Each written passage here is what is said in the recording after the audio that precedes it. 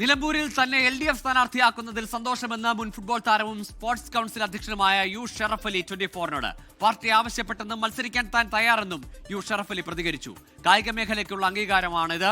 ആദ്യമായാണ് കായിക താരത്തെ സ്ഥാനാർത്ഥിയാക്കുന്നതെന്നും അത് കായിക ലോകത്തെ അംഗീകരിക്കലാണെന്നും യു ഷറഫ് അലി പറയുന്നു. 24 എക്സ്ക്ലൂസീവ്.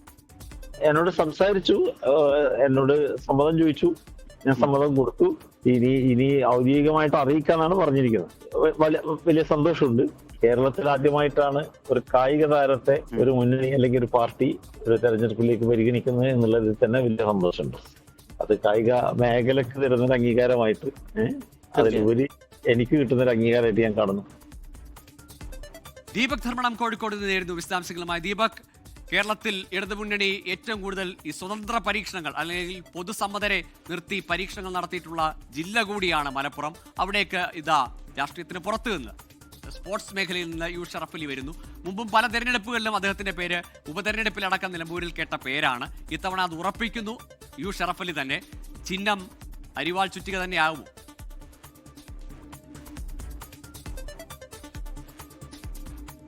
ഗൂഗിൾ വളരെ കൃത്യമായി ഇതൊരു സർപ്രൈസ് സ്ഥാനാർത്ഥിയാണ് എന്ന് പറയേണ്ടി വരും.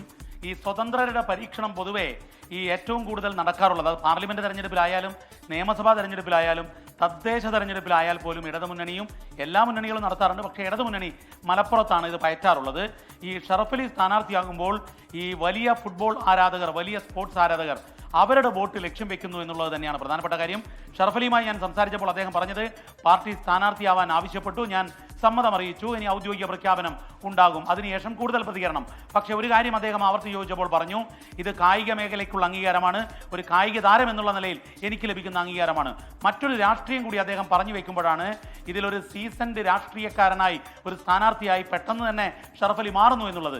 നിലമ്പൂരിൽ സ്ഥാനാർത്ഥിയാകുന്നതിൽ അഭിമാനവും സന്തോഷവുമുണ്ട്. കാരണം നിലമ്പൂർ LDF സർക്കാർ വലിയ വികസനമുണ്ടാക്കിയ ഒരു മണ്ഡലമാണ്. പിന്നീട് വഴിപിരിഞ്ഞു പോയ അൻവറിന്റെ കാലത്ത് പോലും അവിടെ വലിയ വികസനമുണ്ടായി എന്ന് ഷറഫ് അലി പറയുമ്പോൾ അതിന് വലിയ രാഷ്ട്രീയ മാനമുണ്ട്.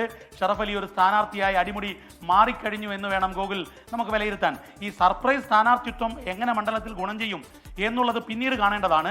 പക്ഷേ എന്നാൽ ആദ്യ ലാപ്പിൽ തന്നെ ഒരു പൊതു സ്വീകാര്യതയുള്ള സ്ഥാനാർത്ഥിയെ മലപ്പുറത്ത്, പ്രത്യേകിച്ച് നിലമ്പൂരിൽ CPM-ന് വലിയ പ്രതിസന്ധി സൃഷ്ടിച്ച PV അൻവർ വെല്ലുവിളി ഉയർത്തിയ ഒരു മണ്ഡലത്തിൽ ഇറക്കുന്നു എന്നുള്ളത് രാഷ്ട്രീയമായി ആദ്യഘട്ടത്തിൽ തന്നെ ഒരു എഡ്ജ് ഉണ്ടാകുന്നു എന്നുള്ളതാണ് വസ്തുത. ഗൂഗിൾ തീർച്ചയായും നിലമ്പൂർ എന്നത് അത്രയേറെ അഭിമാന പോരാട്ടമാണ് ഇടതുമുന്നണിക്ക്. കൈവിട്ടുപോയ മണ്ഡലമാണ്.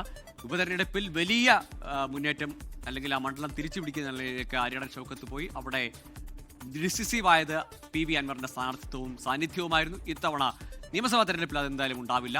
അപ്പോൾ ഇനി അവിടെ എന്താണ് സാധ്യത? അവിടേക്കാണ് യു ഷറഫ് അലി ഇടതുമുന്നണിയുടെ സ്ഥാനാർത്ഥിയായി എത്തുന്നത്. കായിക മേഖലയിൽ നിന്ന് മുൻ ഫുട്ബോൾ താരം യു ഷറഫ് അലി LDF സ്ഥാനാർത്ഥിയായി നിലമ്പൂരിലേക്ക് എത്തുന്നു. ആ സ്ഥാനാർത്ഥിത്വം അദ്ദേഹം ഉറപ്പിക്കുകയാണ് 24നോട്. ദീപക് ധർമ്മണമാണ് വിശദാംശങ്ങൾ പങ്കുവച്ചത്. ലോകത്തെവിടെയായാലും ഏത് സമയത്തും 24 വാർത്തകളും ഓഗ്മെന്റഡ് റിയാലിറ്റി പാക്കേജുകളും എക്സ്പ്ലെയിനറുകളും വിശദമായി കാണാൻ ഞങ്ങളുടെ YouTube ചാനൽ നിങ്ങൾക്ക് സബ്സ്ക്രൈബ് ചെയ്യാം.